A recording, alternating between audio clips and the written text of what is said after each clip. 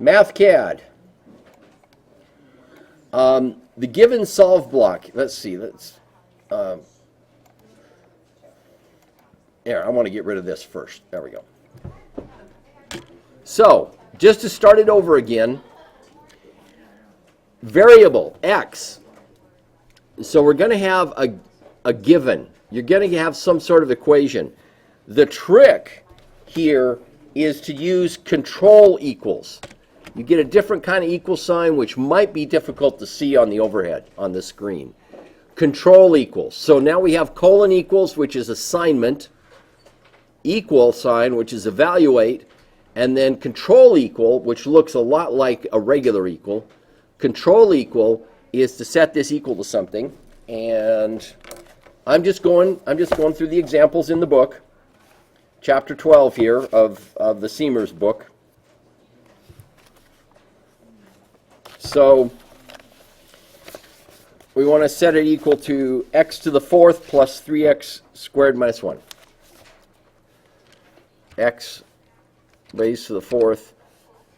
Remember to use your arrow key, right arrow, so you get a plus sign. If you don't right arrow, let me go back and just show what happens. If I do a plus sign right here, it adds to the exponent. So you just got to make sure you use your arrow keys, get out of the exponent. Are a lot of the Matlab kind of based off of this same function? Like my Matlab, like you do here, like on Mathcad. They might be similar. They're either going to be similar to Matlab, which we just finished, or Mathcad, which we're doing now. They're going to be close to one of the two. That's the way that one is, arrow over. Uh-huh, right. Equation editors, like in Microsoft Word, kind of work like this too. Arrow over, things like that. Okay. 3, the multiplier key on the numeric keyboard. 3 star, 3 asterisk, if you will. X, and then subtract 1, arrow over, subtract 1. Okay. So it has to be three times x, not just 3x.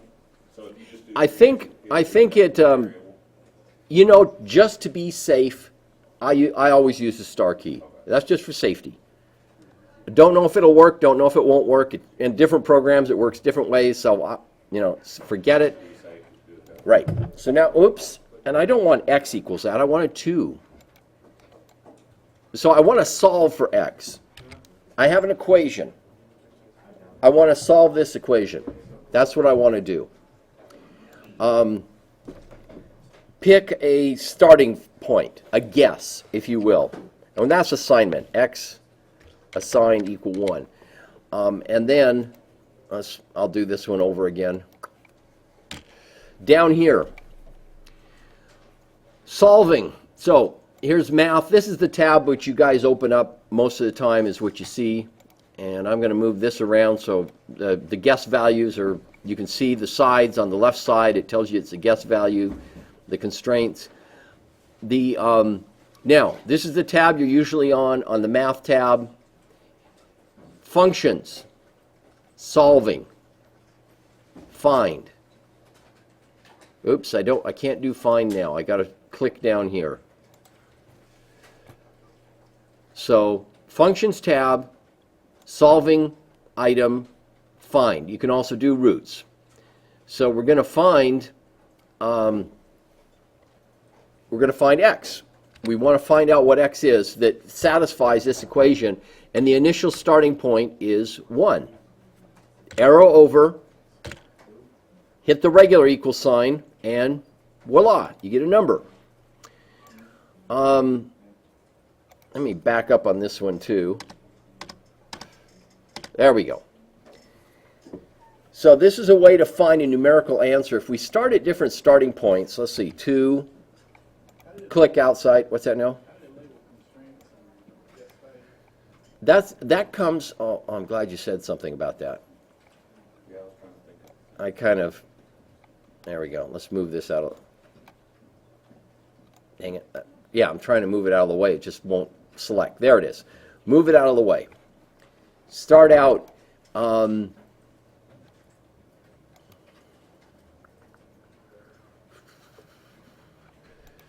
Oh, and you know something? I don't know about you guys, but there we go. Click solve block. So you start out with the solve block. You then enter two equals, or no, control equal x raised to the fourth, arrow out plus 3 star x raised to the second, and you use the caret key, up caret key, x squared, arrow over, subtract 1, so that's that. And down here you go x assigned equal, I'm going to do another assignment. Instead of 2 or whatever, I'm going to go 5. I'm going to try to find other roots. And we'll get to that in a little bit anyway. Functions, solving, find, x. And you can get rid of there's more parameters. By the way, don't forget help. You can always go to help. Here's root, find.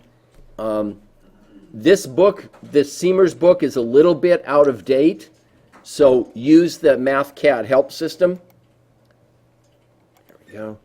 And that's the big question mark. Like a lot of programs where you see the question mark, that's how you get into help system.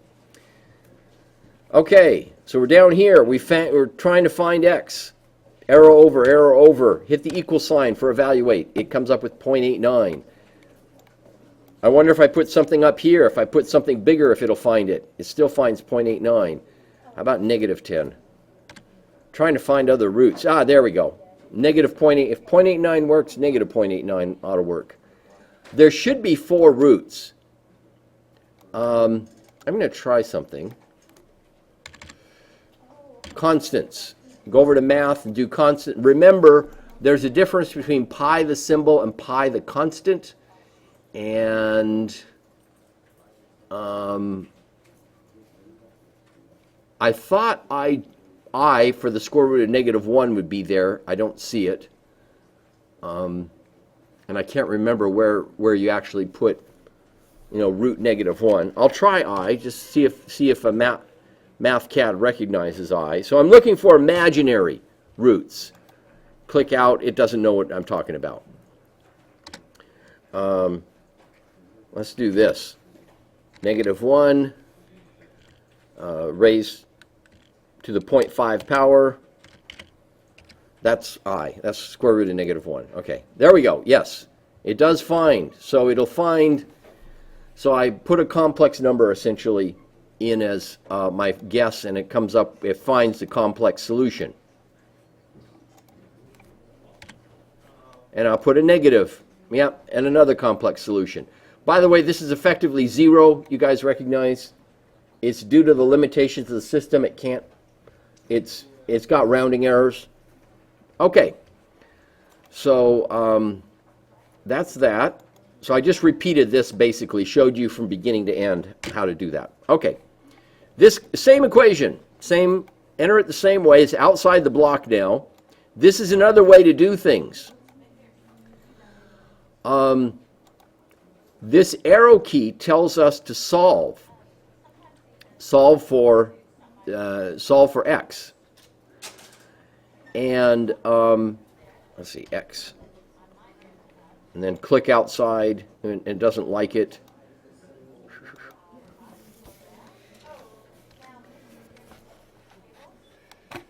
Let's see, functions, solving, math.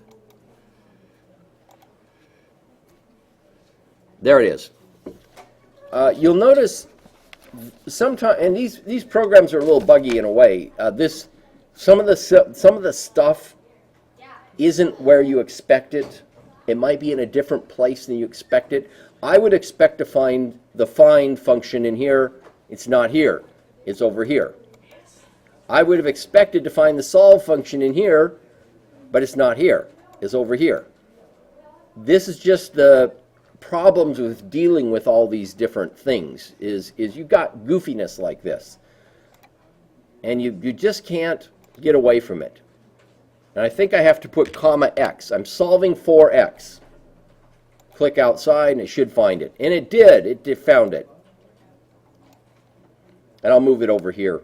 By the way, before you can use something, it's like this. You got to declare it first, and then you can find and do the other things and evaluate and stuff. If you put x, if you have an equation like, did I show you that the other time? Let's see. If you do x squared, I'll do a simple x squared, and I'm going to bring this down just to make sure that it doesn't know what it is, x squared, and I hit just the equal sign. It doesn't know what it is. Okay, I don't know what the variable is. I'm going to define it now. X equals 2. It won't solve it. It won't do it because it sees this first, and then it sees this second. It doesn't know x equals 2. You have to put the x equals 2 ahead. Oh, and trying to move, okay, here's x equals 2. I have to have x equals 2 before, and now it knows it. It knows what it is, because before I use it here, I've declared it here. Just be sure when you're doing your stuff, you get it up front, and then you use it. By the way, for different problems, set up a different worksheet, because if you've defined it in one place, and you go to the next problem and you use that variable again, it might think it's the old value, not the new value. So for every problem, start a new worksheet, a new Matlab notebook, they call them. Mathcad, excuse me, Mathcad notebook. So you want one problem per sheet? Yes. That would probably save you guys a ton of problems. And, oops, I'm trying to move this around. Ah, nuts. Okay. By the way, you'll notice since I can't solve for x now because I've declared it. I said x equals some, these darn things. Okay. There, it's out of the way. I declared it up here. I can't solve for it. If I get rid of these two things now, I can solve for it. So unless it's inside that little box, now if it's inside that little box there, it's its own little, Right, inside this box, it's like cutting it off from the rest of the page. yes, it's cutting it off from the rest. You're right. But if you're just on the page, it Right. does everything. Right. Okay. If you're just on the page, like you just saw, if I put x equals 2 up here, it wrecks this. But it doesn't, and this box here is all by its lonesome, right here. Okay. Simultaneous equations, you can do that with Mathcad too, which I just set up. So I created a solve block here, set a equals 1, b equals 1, that's my guessing values, the values I'm guessing. Constraints, well, this is just 2 equations and 2 unknowns, and then find. Let me go with this find. If you type find, it might not work, by the way. I just want to repeat that. It does work. I have a bold B here. I don't know what's going on here. You notice this is scripty, this is bold, this is not bold. It's kind of weird. I don't quite understand what's happening. Functions, let's see. I think find is in the solving. No, find was not. Find was in the is in this part. There it is. Find. A comma B, and then there's more spaces for more variables. Hit the equal sign, evaluate it, it finds it. Okay, let's see. I think that's it for chapter 12. That basically covers the material chapter 12. Some of you wrote me about the given solve blocks. Well, this is it. You're finding, you're solving, here's the solve. You expect to find solve up here, but you don't. It says solving, but solve isn't there. And over here it says symbolics, and solve is here. Okay. So that's it for chapter 12. Chapter 13. So that's I'm going to talk about functions. Get my other worksheet up. Defining a function. Volume. So now it doesn't know. Mathcad doesn't know what this is now. So I better define it. Volume of radius, height,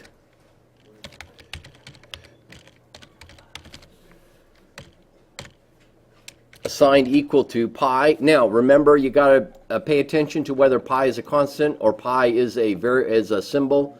It's both. Right. Don't they have the same shortcut too? So, What do you mean? like, if you look under the constants, under pi, it'll tell you the shortcuts, P, Control G. Yeah, it's got all the It's shortcuts. the same for both of them. It's like, Right, how does it exactly. know which one you're calling? It doesn't. Just be careful about that stuff. It doesn't. Sometimes it's confusing whether it's a symbol or whether it's a constant. Just be careful. So you want to use the constant when you're actually having to multiply with. You're safe if you use the drop-down menu. You're safe here. It knows it's a symbol then. You're safe here. It knows it's this. If you use the control, the shortcut keys, it might not know. Okay, now it should know what this, it knows what this is now. So I put, I call the function. Volume of 2 feet, radius 3 feet high. I get this answer. Remember, you can, now I'm giving it feet, and it's converting it to liters automatically. That's the unit system. The standard unit system is SI. USCS is US customary. CGS is another form of metric. But if you don't want to convert your base units, you can go back. You can do this. So if I want to know cubic feet, FT, cubic feet. There it is. And it converts it automatically. Or I can go back to capital L liters. Okay. Root is a function. I wanted to show how that worked. I might as well, you know how to do this, so I won't have to repeat it. There we go. Get rid of this. I'll just start over on this. Functions. Solving. Root. You can find the root of, I'm using a built-in function, sine. Find the root of sine. And by the way, if you type sine, I think it'll work just fine. I'm going to close this down. If you want to see all functions, it shows up on the left. These are all the built-in functions. Sine is one of them right here. Trigonometric, symbolic, special, anyway, zillions, just like Matlab. So I want to find the root of, that's where you vary the value of x and you get 0 as an answer, where the sine of x is 0. And hit it. Hit the equal sign. There. This is 2 pi. So this is a root near x equals 6. X equals 6 is your guess, your initial guess. Now let's get this, move this around. Okay. If I choose my initial guess of 0, it finds the root near 0, and so forth. If I pick my initial guess of 1, it'll find pi. No, it'll still find 0. But you'll notice numerically, you have some rounding errors. If I pick 2, let's see if it'll pick, yeah, it picks up pi up here. This is just another example of a function. The root, this root will not work with a 2-variable function like volume. It won't work with this one. But it will work with a function like like area. Here's the function. Here's the function for area. So I just evaluate the function for area of 1 meter, 3.142 meters squared.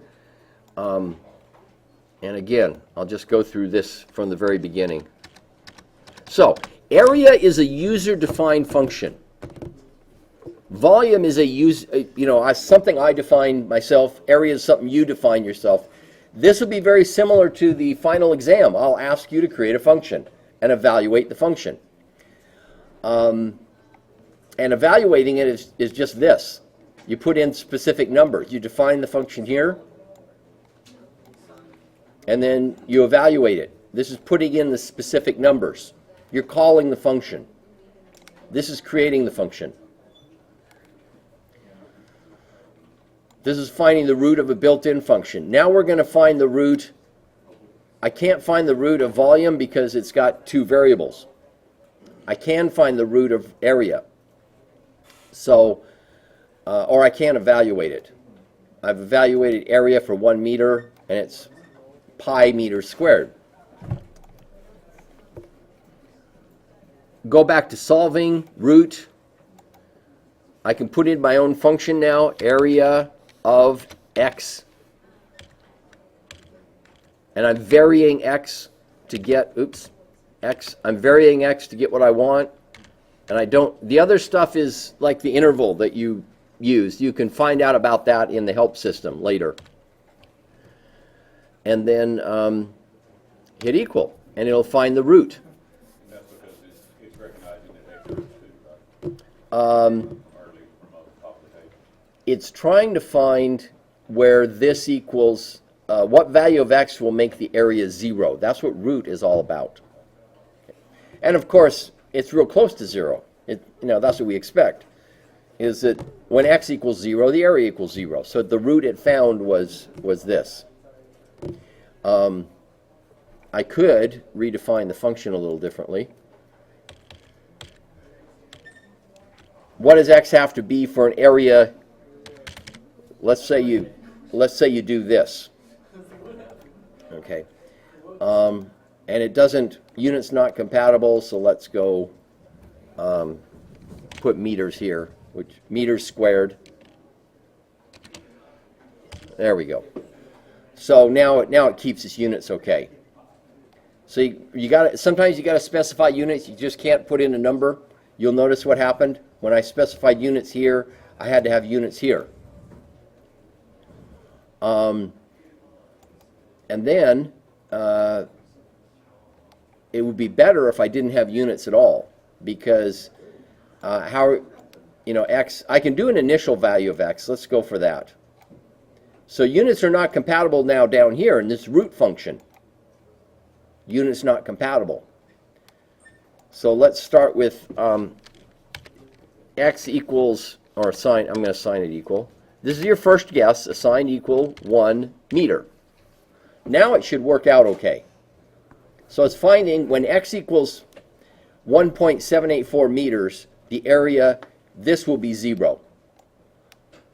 Or pi r squared will be 10.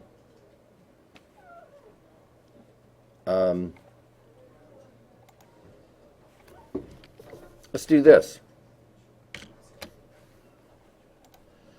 Okay, so now I'm assigning the result. I'm assigning this value, 1.784, to the variable x.